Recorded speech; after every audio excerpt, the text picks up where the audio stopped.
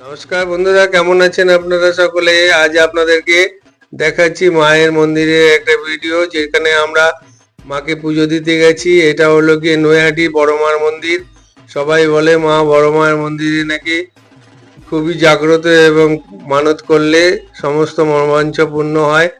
যাই হোক, আমরা জানি না, সেই সব কথা আমাদের জানা নেই, তবুও আমরা মায়ের কাছেই পুজো দিতে এসেছি, যেহেতু আমরা মাকে ভালো লাগে। আমাদের মানতের ব্যাপার কিছু নেই, পুজো দিতে এসছি। আজকে একটা শুভ দিন, সেই উপলক্ষে পুজো দিতে এসছি।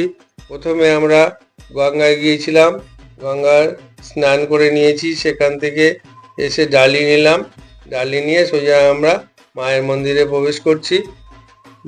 এখানে মায়ের মন্দিরে পুজো দেবো, তাই আমার ওয়াইফ আগে আগে যাচ্ছে, তিনি গিয়ে মায়ের মন্দিরে পুজো দিচ্ছে আর আমি পেছন দিকে ভিডিওটা করছি।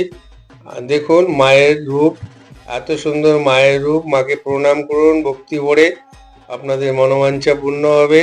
মাকে ভক্তি করুন, দর্শন করুন। এত সুন্দরভাবে মায়ের ছবি তুলতে পেরেছি, খুবই আমাদের ভাগ্যের ব্যাপার।